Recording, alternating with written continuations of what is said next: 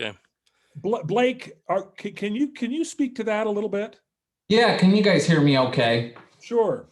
Great. Yeah, so, and you're absolutely right. The goal is to capture recycling, but it's really about capturing the right material. In the past, what's happened is, everything was getting thrown in the container, and we said, hey, we'll wish cycle, and hopefully it gets recycled. And really the recycling markets have been turned upside down. And it's really about capturing the right material and getting back to the basics of those recyclables that have an end market. Which recyclables have an end market?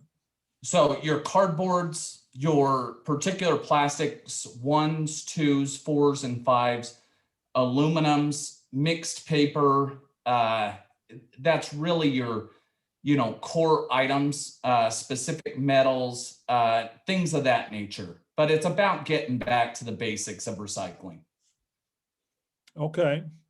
So some of the comments in here, Joe says, if you try and actually recycle, you need recycling weekly, or we will have to put it into waste.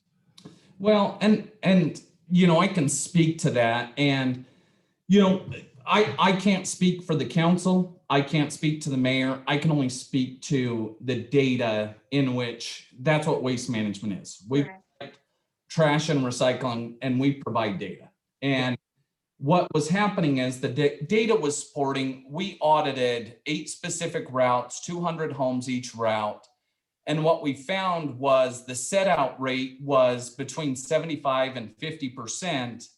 And those that were likely set out the week prior didn't set out the following week. And 50% of the recycled containers set out were half full or less. And then of those, there was 42% that contained boxes not broken down. So the data really was coming in to look, at least evaluate what the correct option was. And Blake, when was that data? Was that pre or post COVID? That was early on COVID. Okay, so when everything was kind of down? Yeah. Because it seems like there was a huge windfall for Amazon and the rest that may have changed your recycle box intake. Could that possibly be true? Yeah, I think that's definitely something that has come into play. And that's why when and again, we are waste management. We will do whatever Sandy City chooses. I mean, we're your hauler and recycler. We are agnostic as far as this issue goes. But that's why the council looked at this and said, okay, hey, you can get a additional container. You would actually get the same amount of volume if you wanted to get the same container, but it would come every other week at the same cost of what that increase would look like. Or you can choose to keep your current level and keep the rates where it's at. So out of curiosity, if this wasn't a thing from you, did you guys push a price increase then? And Sandy City's response to that was, we'll do less for the same? Or you guys were like, oh, there's no price increase, Sandy City, we just want to do, I just am trying to understand. Sure. No, I appreciate the feedback, Al. And our presence was this. We said there's going to either be a price increase of $2.45 or the option of going to every other week recycling. We are fine either way, but one of these two options we need to evaluate. And that was based on pricing from a year ago, sort of early pandemic. No, that was not. No. Oh, what was that based on? What pricing was that based on? That pricing was based upon roughly about 4 months ago, due to the increase. I mean, there was many elements that went into that. Staffing, what was going on in the recycle markets at that time, what was happening as far as, the fluctuation in the fuel. I mean, I could go on for a while, but several elements went into that, Al. Okay. Because I know that in doing some research, I just wanted to be prepared for the conversation. So Absolutely. At least I understood. Yeah. So about a year ago, it was $70 a ton was about average you guys would get for just corrugated cardboard. And now it's in the 200 a ton area.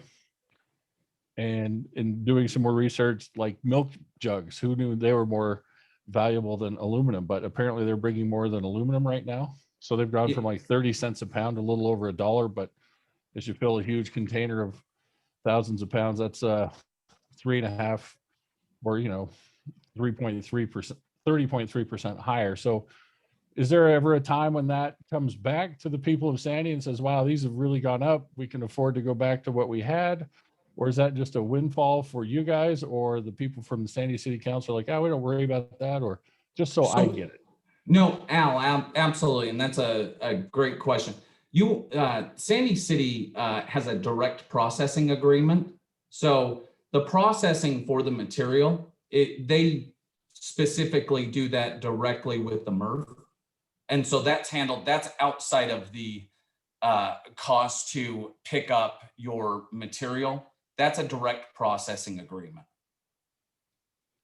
And so I just said, has- like, if they do their own processing, then do they get a windfall They of the do. extra money? Because they've jumped, so they're making extra money off the cardboard and the plastics and the recyclables. Now, I wouldn't say it's extra money, but that is an element that has played into it. I can't speak to that element, but okay. the direct agreement as far as that goes. And I apologize, I'm not trying to come across, and you had a very nice tone with me, so thank you. No, not at all. I'm just kind of trying to understand at what stage our current group or people look at it and say, well, here's how it's going, we want to modify this. And how long is the contract with Waste Management? Is it just renewed, or modified mid-contract, or we just re-upped for another 4 or 5 years? Do we know how long that is? Yeah, absolutely. And that's public record, but we have roughly another 3 years on the agreement, and that was just taking place. And I can't, and Al, you come up with some great questions. I do what I can. And I can't speak to the decisions that were made. I can just give you the data in which we can provide. Well, Blake, let me jump in here for just a moment in terms of the figure that I have heard is that the annual savings to Sandy City is in the neighborhood of about $100,000 a year by not doing weekly recycling. Is that about right? Uh-oh, if I lost everybody?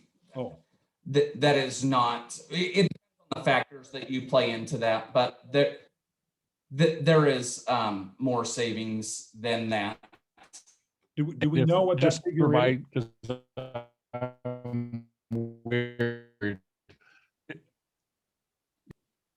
Savings as far as the contract.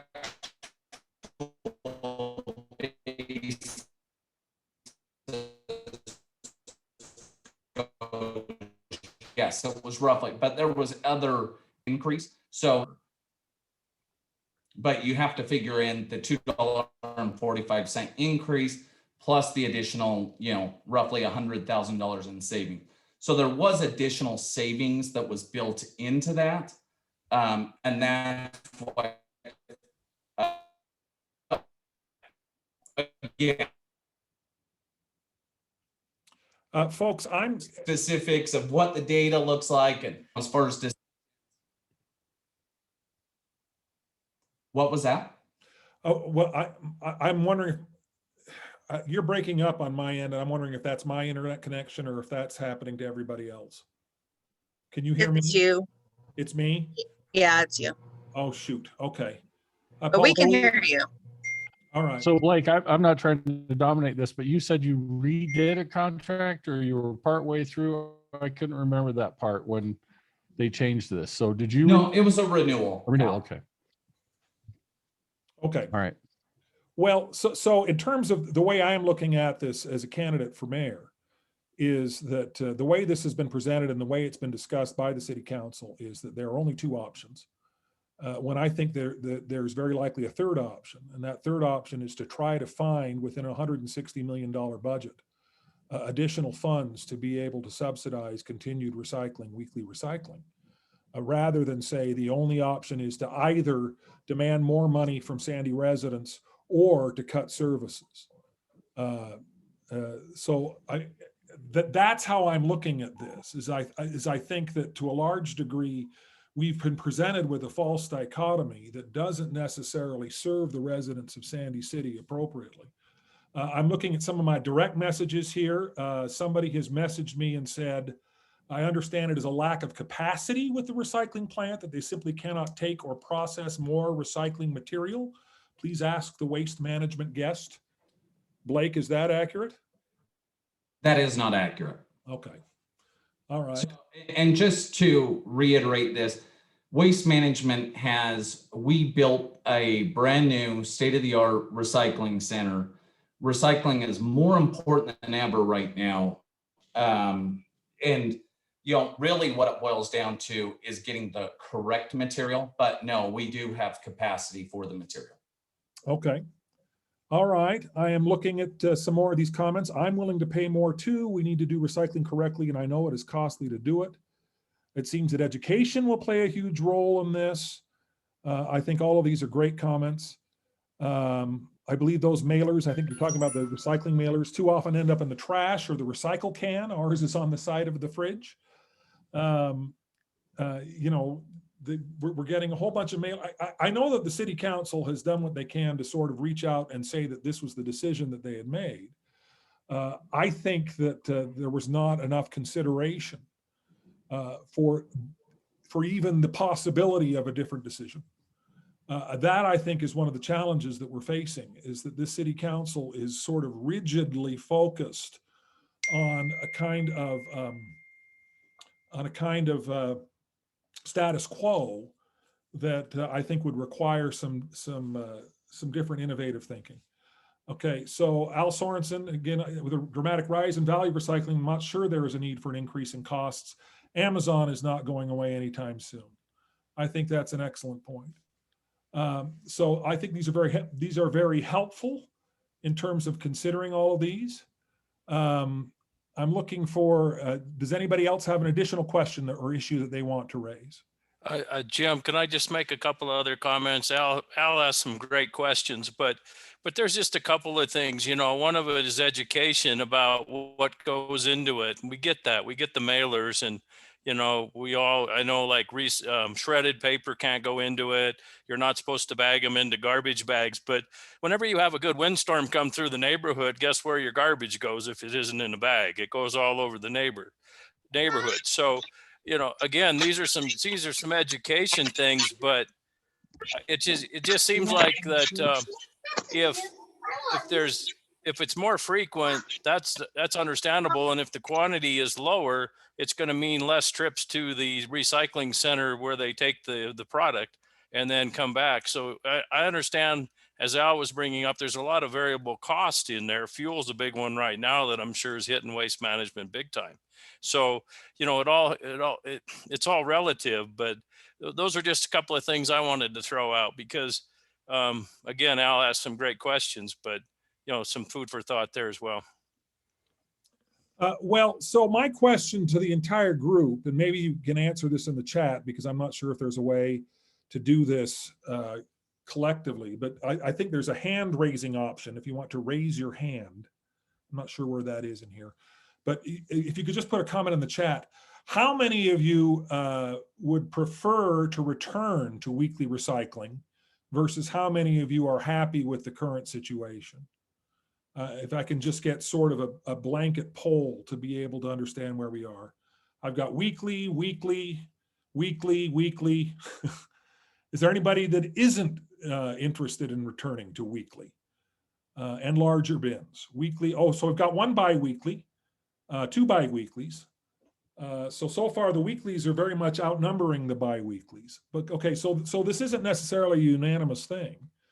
That is very. Could I just mention? Sure.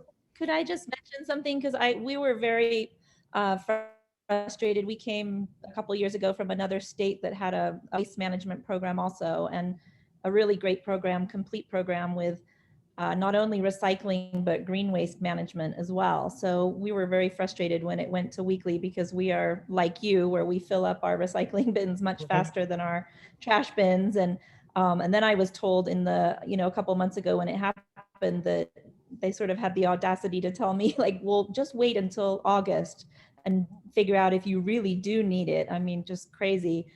But I think green waste, I was interested in as well, just like a complete total program, because then, but I was told actually by, I think it was the city that there is a capacity issue with the green waste, and that another city has sort of maxed out the green waste capacity, which means that Sandy doesn't have access to green waste. But I was told that it wasn't such a huge issue because at least it's compostable and it goes in with all the trash. And I think from our perspective, I mean, we just want to make sure we're doing the right thing for our environment. And so, you know, learning more about it and having somebody that can represent us to find out whether that is true, that the green waste is fine in the trash, or whether we do need to fight for a, you know, a part of the green waste area for Sandy would be great. So I think there's just maybe not somebody that's been looking out for all the recycling, the people that are supporting recycling possibly in Sandy. And maybe there are some people that are not realizing how important it is. Louisa, that's an excellent, excellent point. We're getting a lot of comments in the chat too. Agreed, composting would be great. Green waste, I would love green waste recycling bins. The times when my waste bins fill up before my recycling bins are the times when we're doing yard work and we have a whole lot of green waste. A lot of that ends up with bulk waste pickup, which is also endangered here. And so that's something else we could probably discuss. But Blake, can you speak a little bit to the idea of a green waste recycling bin? Is that something Waste Management is capable of adding? Yeah, and you're right. You're absolutely, so two things. As far as green waste goes, you know, green waste is required for cover at a landfill. And so, you know, as far as putting that in your container, you know, that does get utilized for cover at a landfill. That's one. Two, there is a space issue thing that currently the council has asked us to look into, and we are working on that. The third thing that I wanted to mention was, I know it's been talked about as far as capacity issues and things like that, and whether it's inconvenient or not, you are able to get a second container now. And with of one of the items that was discussed as well. So the only problem with that is that you're paying every month extra container, and you it's every 3 months, but you're still paying for that extra container, even though it's not one.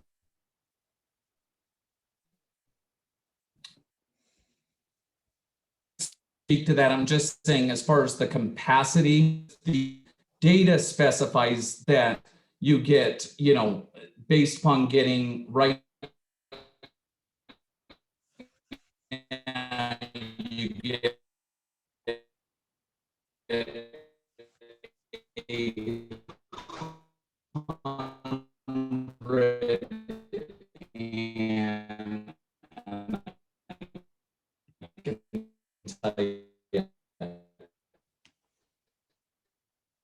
All right, I hope you can hear me. 4 times 2.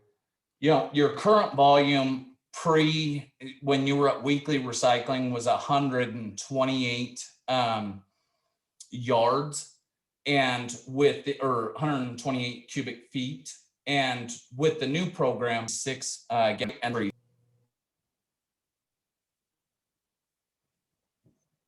Are there some recycling programs that also take glass? Because I feel like where I was before, we were able to put glass into the recycling, but I realized just recently in conversation that you're not allowed to separate glass recycling program, where you either have to drop your glass off at a collection center or you pay the $8, as I heard somebody mention earlier, to have a monthly pickup. But from a Waste Management, is glass not included in some other states? you know, it really depends on the facility. Here in Utah, that is not, none of the processing facilities allow in your single stream that product. It's got to go to a direct solution, and that's momentum glass. So particularly here in the state of Utah, that a single stream option is not provided to include glass. Okay, I think this is very helpful information. There's a comment, can we speak to other issues? We have spent half the time on this, and I would like to hear about other issues. I'm happy to move on to discuss some other issues unless there's something pressing here. I mean, I want to get a sense of where Sandy City residents are with regard to the current recycling. And it sounds like there are some challenges, particularly educational challenges. I think there are some opportunities. We can look at the possibility of green waste recycling, but it seems like the majority would like to see some way to return to weekly recycling as opposed to bi-weekly recycling is the message that I'm getting here, sort of an aggregate. But I think there needs to be a great deal more discussion than there has been going forward. But Shirley, you say you want to move on to different issues. What's one of the issues you want to discuss?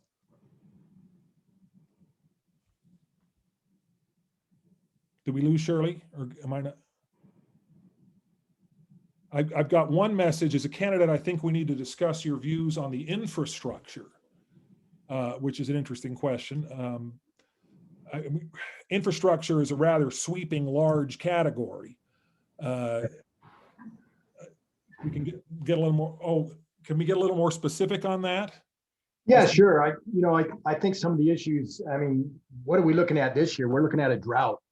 Right. We have a huge amount of growth that's going on around us, and not only in Sandy, throughout the county, which poses many infrastructure issues. A lot of those are, of course, water, but then the next thing is roads. It impacts the flow of traffic.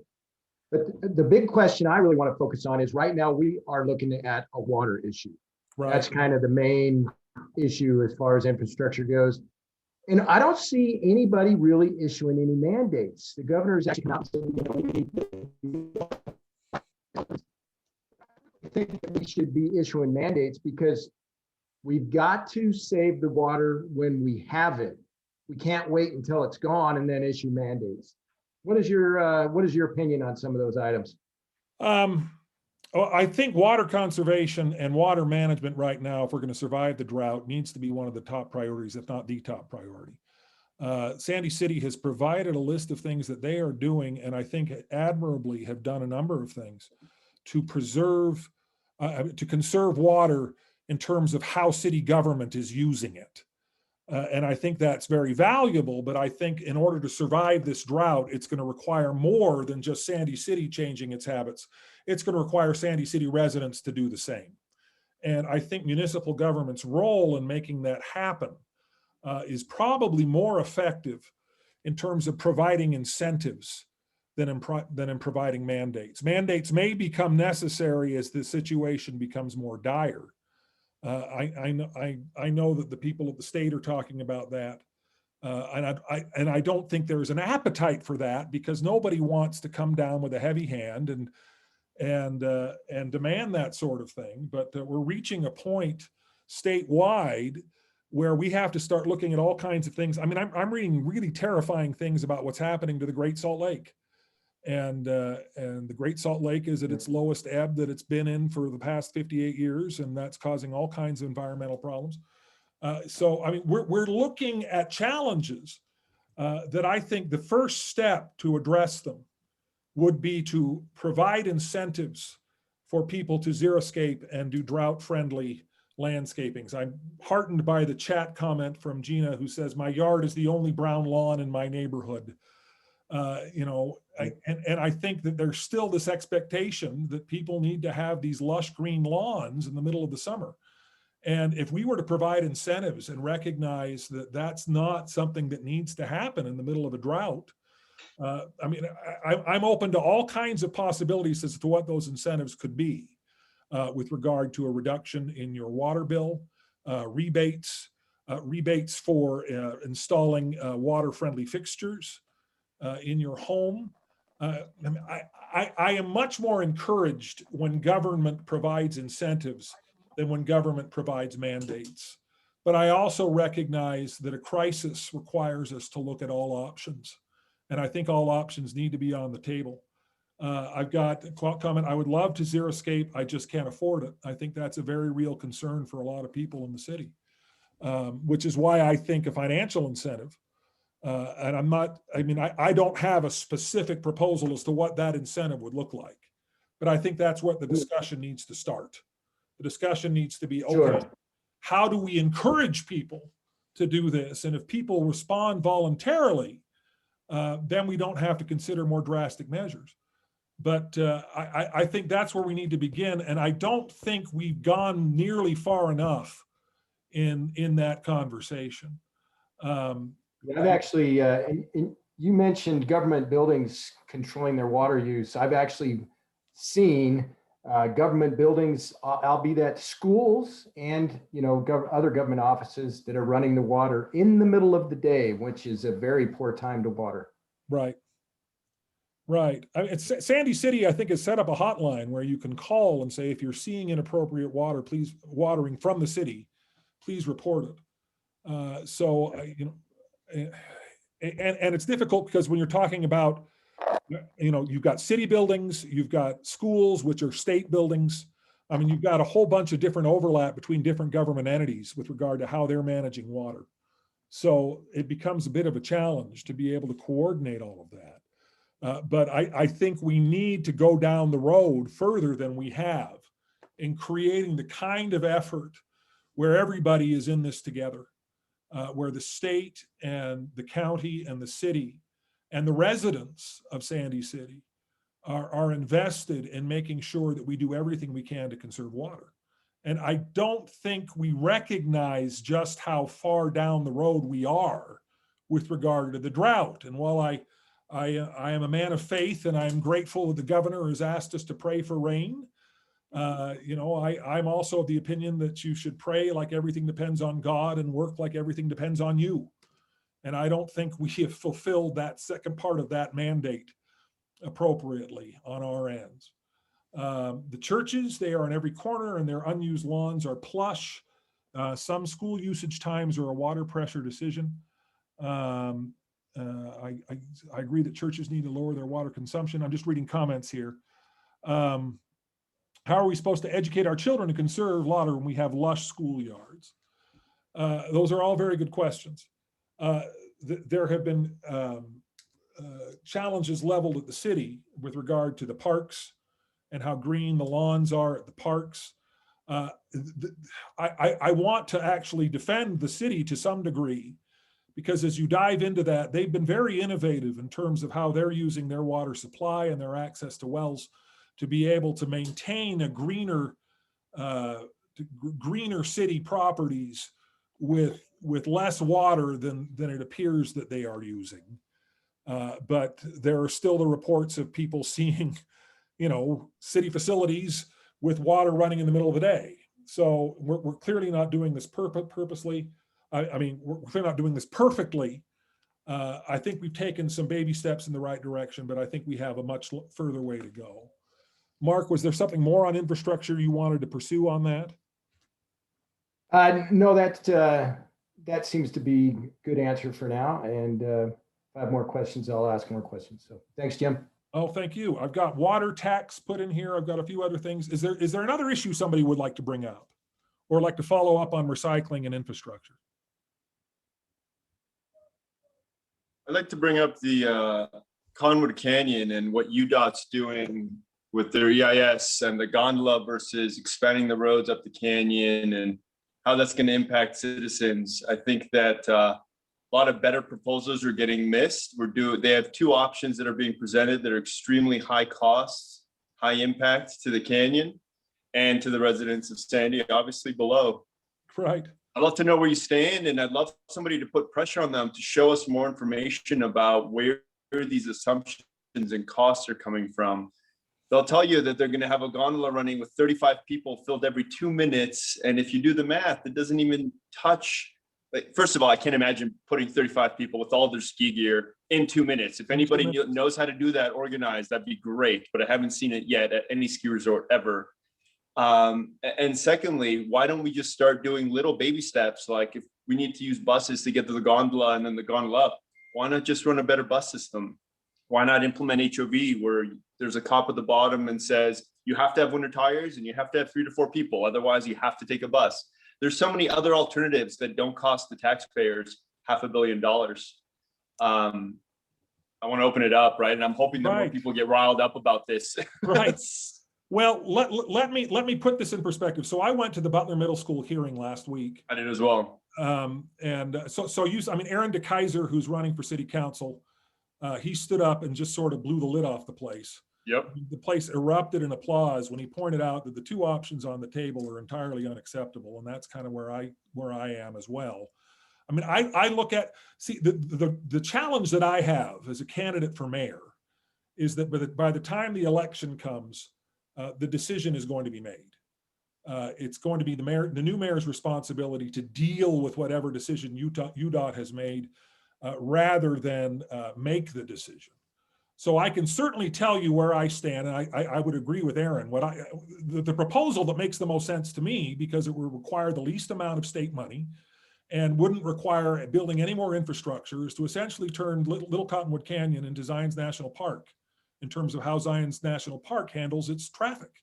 They've cut off traffic to all private vehicles, and they run shuttle buses throughout the park, and it has greatly improved the experience of people who go to Zion's. We go to Zion's almost every year, and it's just a vast improvement. You're not searching for parking everywhere. You're not cluttered. The road isn't cluttered. You have had some long lines with the shuttles, particularly during COVID. But if we were to do that and you would allow parking permits for residents, you could implement that tomorrow. I mean, that's exactly right. That isn't one of the 2 options on the table. I think, that they have narrowed it down to 2 options. And from my perspective, I think they have made the decision.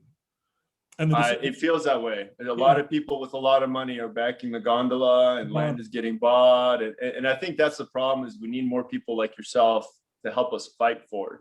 Right. Well, better, because this isn't going to, if you do the math, it's just not going to work. Even if you do 900 people an hour, over 3 hours, you can get 2,700 people. Snowbird's saying they have 7,000 cars a day on average, up to 15,000 cars. If you do 1.5 people per car, you're not even touching a drop of, and that's assuming the gondola's at full capacity, for 15 days a year, right? Is also the other issue, right? This is really bad, 15 to 20 days a year. So I appreciate you hearing me out, but I think there's a lot of people that agree with me that we would love more people like yourself to be loud about it and help us make sure this changes somehow.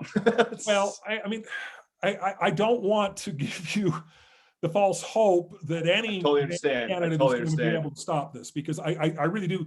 I mean, I look at the 2 proposals, and I'm convinced that the second proposal is only on the table to make the gondola look good, because the second proposal is we're going to dynamite the canyon, huge environmental impact, to add a 3rd lane for dedicated buses. And it's like, nobody wants to do that. Nobody, I mean, that isn't any. Exactly right. And the costs are like, they won't share any details about the costs and how they're coming up with these numbers to show. So the challenge then becomes for the next mayor, how do we deal with the fact that the gondola is going to launch from Sandy City? And what is that going to do to the Sandy City residents and to the infrastructure? And I think the best way to make lemonade out of lemons here is to recognize that there will be, I think, economic opportunities to bring businesses around the proposed hub. That's you've got a lot of special interests that are really excited about what's going to happen there. But I look at that big, huge monster empty shopco, and I think, okay, what's the likelihood that we can get some kind of new retail space there if it's that close to a gondola hub? And so I look at that and go, okay, so but none of the parking structures are near that, right? All the parking structures are elsewhere. That's this isn't 3 proposed parking structures that I mean, is one of them closer to there? I thought it was the gravel pit. There's one that's right by the Walgreens. Okay, so I must have missed that. All right. It's right across the street from Shopco. I mean, Shopco isn't, that isn't the location, but what I'm saying is you've got that Shopco there, you've got a fresh market there that's been empty for years. This may be an option of revitalizing some economic activity there. And, you know, the lifeblood of any city government is sales tax. And so there is an economic opportunity from that. But even with that said, it's very frustrating to me that we're proceeding and barreling forward on a plan that I don't think is the best plan on the table. But they didn't ask my opinion. So I hear you. But well, thank you. I appreciate you. I don't want to monopolize this. I appreciate you taking the time. You're fine. So we got some questions about building codes to make sure any new buildings are more green. We have brand new high density apartments in neighborhood 1, which I know will continue to spread. Monroe Street had to be widened in order to accommodate the increased traffic. However, I don't see any trees, white roofs, or solar panels. I think that's certainly something we need to discuss with regard to building codes and greener buildings. I mean, that brings into the whole idea of high density housing. And I mean, that's one of the primary issues that comes up as I go out and talk to people. You have a number of people who say Sandy City just can't accommodate any more high density anything. And we need to make sure that that doesn't happen anymore. And I just want to say to everybody that I don't think that's realistic. Sandy City is going to grow whether we want it to or not. So the question then becomes, what is the smartest way to grow? You know, rather than, okay, we're just not going to grow. That's just not going to happen. I look at my housing value. If you check Zillow, your housing value is going up by around 10% a month. And that's not sustainable. And it demonstrates a long-term housing shortage. And so high density housing needs to be part of that mix. Well, how do you make it part of that mix? And the answer is you do it in places where it makes sense. I am very encouraged by the master plan for the cairns right downtown. I think that there's a real opportunity there to create a whole bunch of high density housing and that there's an infrastructure to be able to support it. I believe that the future of Sandy City to a large degree is mixed use developments and walkable communities. And I think the cairns can be kind of the pilot for that. But if you have people living in high density housing right downtown Sandy City who can go downstairs and walk out to a grocery store and then that night walk out to a show at Hale Center Theater or go walk over to a soccer game at Rio Tinto Stadium, I think that is wonderful. And that also helps create a tax base that allows the bedroom communities to continue, that allows all of us who are living in, you know, single family homes to be able to have the economic engine necessary to be able to sustain that kind of a lifestyle. So I think there's room enough for both. But I think growth is probably one of the primary issues that we are facing here. Okay, I've got another topic from Susan. Keeping Wasatch Boulevard and other heavily used roads safe for bikers, runners, walkers, etc. Boy, Susan, my wife would just love you for that comment. She is the biker in the family. I don't bike as much as she does, but she's out there all the time. And absolutely, you look at Sandy City and bike paths particularly are something that we could, you know, we need a renewed emphasis on. And Wasatch Boulevard is going to see a great deal of strain going forward, particularly this gondola goes in, particularly if we're going to see increased traffic up through the canyons. There are proposed developments along Wasatch right up against very controversial proposed high density developments right up there. And so, you know, Wasatch is going to be seeing a lot of strain going forward. And we need to recognize that Wasatch isn't just an arterial road to get people from A to B. It's also right in the shadow of some of Sandy's most beautiful natural treasures. And it's a place that bikers treasure. It's a place that hikers treasure, and we need to make more access for that. So I think that's absolutely right. I got a comment here. Years ago, I attended community coordinator meetings with Mayor Dolan, and we discussed walkable communities, and it went nowhere. And Kim, I'm not surprised frankly. I think walkable communities are an idea whose time has come, but it's been a long time coming at the same time. As density increases, I mean, you're seeing growth throughout the state of Utah that is going to require innovation. It's going to require vision. It's right now, I really feel like the city council and the mayor are sort of just putting out fires and trying to keep the status quo and just trying to keep all of the wheels spinning.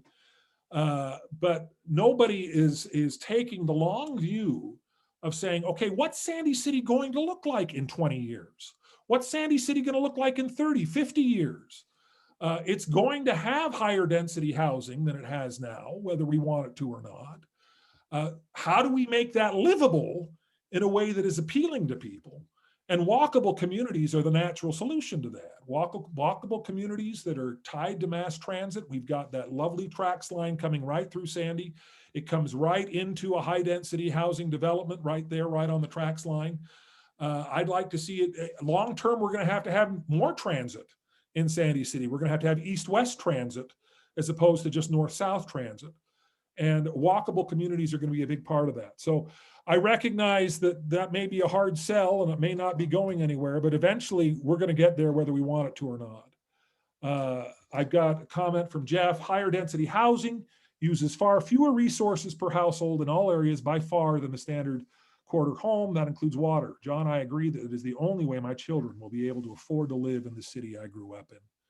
I think that's exactly right. You know, I grew up, people assume I'm a native Utahn because my father was a United States Senator from Utah and he was a native Utahn, but I grew up in Southern California. I grew up in Calabasas, California. Some of you may recognize that as the land of the Kardashians. I left before they got there. My family moved to Salt Lake City. My parents moved to Salt Lake City right after I graduated from high school. But I've gone back to my high school reunions in Calabasas. And I'm amazed at how many of my friends still live in Calabasas because they have middle-class jobs, but Calabasas housing is unbelievable. There are more billionaires in Calabasas, California than anywhere else in the world. And the answer is the only way they can stay there is that they inherited their homes from their parents. And all of them said, I mean, and most of my friends were, in families with 1 or 2 children. And they said, if we didn't inherit our home, there's no way we could still be living here.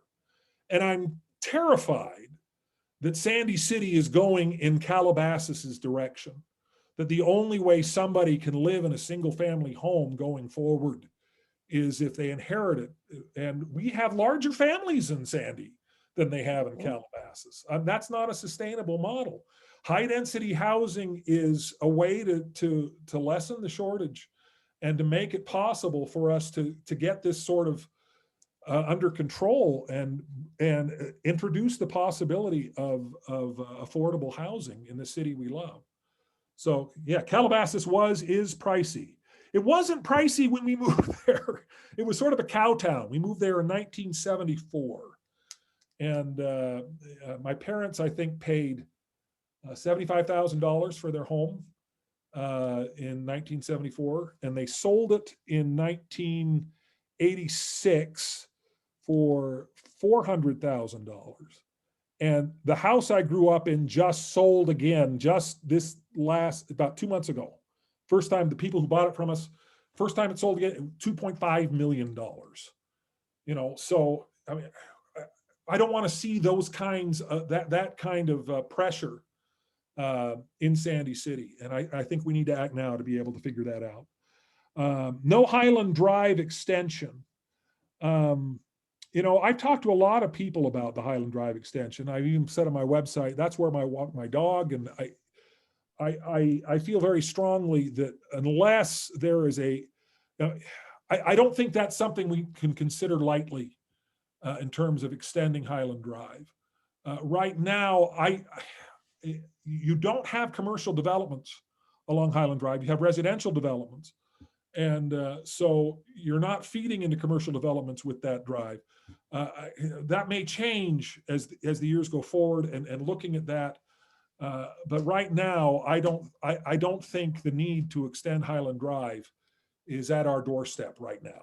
It may come, but I don't think it's there now. All right, so I'm looking at this, and I told you I would be mindful of your time. We've got 7 more minutes. Is there some issue that I have missed that somebody desperately wants to chime in on and or hold my feet to the fire, preferably without any bad words?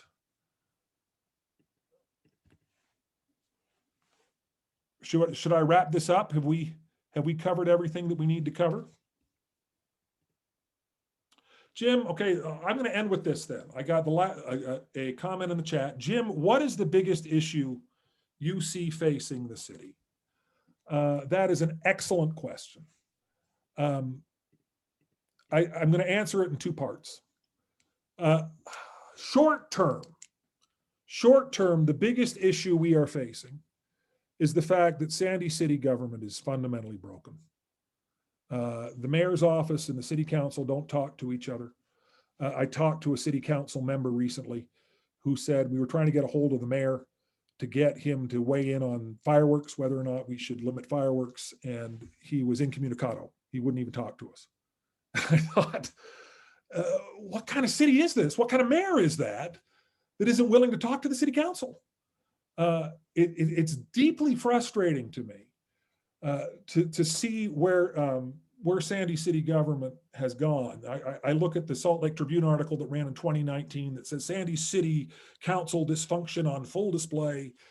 And I was talking to Mike Edmonds, who's a former city council member who's supporting my campaign. And he says, I didn't think Sandy City could lose so much in so little time in terms of its cachet and the rest of the state. In terms of Sandy City has been the leader of how to manage city government for so long that we all kind of assumed that was just inevitable. And it isn't inevitable. It's kind of broken down. And with all due respect to my opponents, who are fine people, I don't think the people who help break it are going to be the people who will fix it. I really feel like we need someone who's going to be able to come in and step in with a fresh perspective to provide us with a new start. Long term, the biggest challenge we face, and I've touched on this already, but the biggest challenge we face is how we manage the growth of Sandy City, what we want this city to look like over the course of the next 30, 50 years, because those decisions need to be made now. Those decisions are not something we can punt off. Those are decisions that if we don't make them, then the future that unfolds is going to be a future that we aren't going to like. And I think we have the capacity to get Sandy on track. We have the capacity to balance the high density needs of the city for housing with the kind of lifestyle that those of us in single bedroom homes have come to enjoy. We can maintain the parks and the trails and all those kinds of things that make Sandy City so attractive. We don't have to slap a high-rise apartment on top of Bell Canyon Reservoir. That's not logistically possible, but the point being, all of the natural treasures that we have in Sandy City, the parks and the Sandy City Amphitheater. That's a huge issue. I have a background in arts management, and I think that's a great quality of life issue that we need to address. There's so many unique things about Sandy City that are wonderful. And I want to make sure that as we grow, we don't lose them. As we grow, rather, our growth enriches all of those activity. Greater growth, greater population, greater economic base means more services without having to raise tax rates, without having to raise fees. If we have more business coming into Sandy City, if we are growing with a lively, vibrant economic base, there's really no limit to what we can accomplish with regard to what Sandy City can become. So the biggest challenge I see is that we need to confront Sandy City's future head on, and we need to recognize that Sandy City's future starts now, starts with us. And that's why I'm running to be your next mayor. So thank you very much. It is 8:57. As a former school teacher, actually, everybody's happy when you let class out early. So I'm going to let class out early, but I'm going to be holding these meetings every Tuesday night. I have been holding them every Tuesday night. And I hope that if there's something wasn't discussed, please feel free to reach out to me. Again, my phone number is in the chat. I will put it in there again. But I will talk your ear off if you let me, if you want to give me a call. And with that, oh, it's not working. I'm trying to send a direct message, and that's not what I wanted to do. Yeah, I'm going to put it to everyone. So there's my phone number in the chat. Please give me a call if you feel like it, or please come back next week. 971-5457. 971-5457. Area code Thanks, 801. Jim. Thanks very much. Appreciate all of you being here, and I hope to talk to you soon. Have a good night. You Good too. night. How do you leave?